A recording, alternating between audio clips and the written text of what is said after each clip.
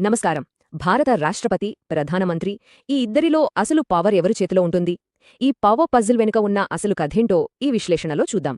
ఇది చాలా ఆసక్తికరంగా ఉంటుంది. సరే, అందరి మదిలో మెదిలే మొదటి ప్రశ్న ఇదే. మన దేశంలో నిజమైన ఎగ్జిక్యూటివ్ పవర్ ఎవరిది? రాష్ట్రపతిదా, లేకపోతే ప్రధానమంత్రి వాళ్ల మంత్రిమండలిదా? ఇక్కడ చూస్తే మనకు తేడా కొట్టొచ్చినట్టు కనపడుతోంది. రాష్ట్రపతి మన దేశానికి అధినేత, అంటే హెడ్ ఆఫ్ స్టేట్. కాని ప్రధానమంత్రి వాళ్ల క్యాబినెట్ ప్రభుత్వానికి అధినేతలు, అంటే హెడ్ ఆఫ్ గవర్నమెంట్. సింపుల్గా చెప్పాలంటే రాష్ట్రపతిది ఒక రకంగా లాంఛనప్రాయ అధికారం, కానీ అసలైన ఎగ్జిక్యూటివ్ పవర్ అంతా ప్రధానమంత్రి ఆయన టీం చేతిలోనే ఉంటుంది. మరి ఈ పవర్ బ్యాలెన్స్ ఎలా సాధ్యం? దీని వెనకున్న రహస్యం ఏంటి? సమాధానం మన రాజ్యాంగంలో ఒకే ఒక ఆర్టికల్లో దాగుంది. అదే ఆర్టికల్ 74. పదండి ఈ ఆర్టికల్ కదేంటో చూద్దాం. ఓకే, ముందుగా ఆర్టికల్ 74లో ఉన్న అసలు విషయం, దాని కోర్ ఐడియా ఏంటో చూద్దాం. అదేంటంటే సహాయం మరియు సలహా అనే సూత్రం.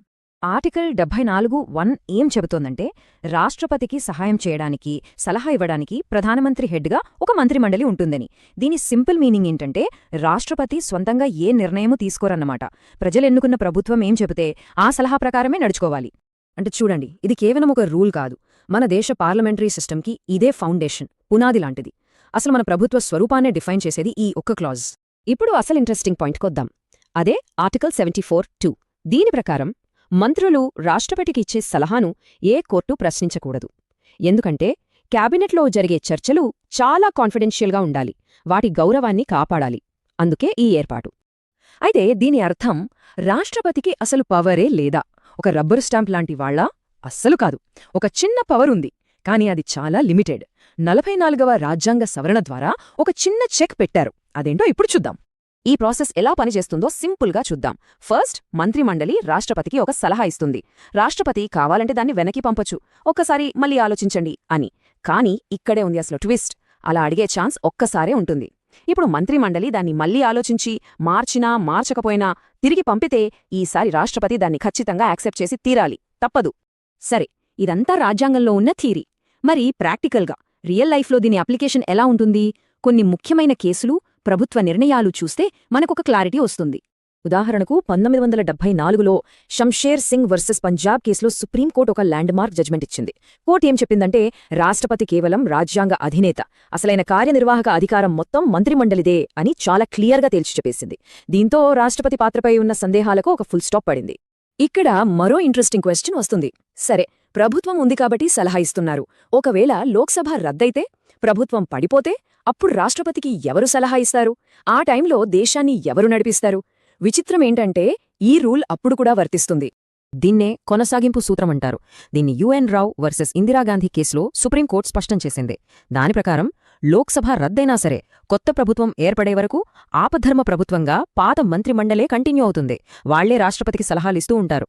దీని వెనుకున్న ఉద్దేశం ఒక్కటే, దేశ పాలనలో ఒక్క క్షణం కూడా గ్యాప్ రాకూడదు. చూడండి, ఈ ఆర్టికల్ ప్రభావం ఏదో చిన్న చిన్న విషయాల మీద కాదు. దేశ భవిష్యత్తును నిర్ణయించే పెద్ద పెద్ద నిర్ణయాలన్నీ దీని పరిధిలోకే వస్తాయి. దేశ బడ్జెట్ను ఆమోదించటం, కొత్త జాతీయ పాలసీలను తీసుకురావడం, అంతర్జాతీయ ఒప్పందాలు చేసుకోవడం, చివరికి దేశంలో ఎమర్జెన్సీ ప్రకటించాలన్నా సరే అన్నీ మంత్రిమండలి సలహా ప్రకారమే జరగాలి. మరింతలా ప్రతి దాంట్లో ఇన్వాల్వ్ అయిన ఈ ఆర్టికల్ 74 మన ప్రజాస్వామ్యానికి ఎందుకు అంత కీలకం? ఎందుకు దీన్ని పునాది అని పిలుస్తున్నాము?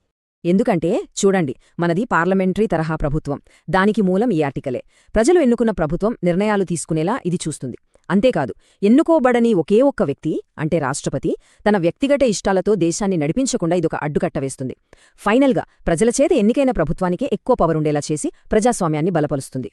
సో మొత్తం ఈ విశ్లేషణను ఒక్క లైన్లో చెప్పాలంటే ఆర్టికల్ 74 చెప్పేది ఇదే. భారత రాష్ట్రపతి, ప్రధానమంత్రి నేతృత్వంలోని మంత్రిమండలి ఇచ్చే సలహా సహాయం ప్రకారమే నడుచుకోవాలి. Full stop. అదే ఫైనల్.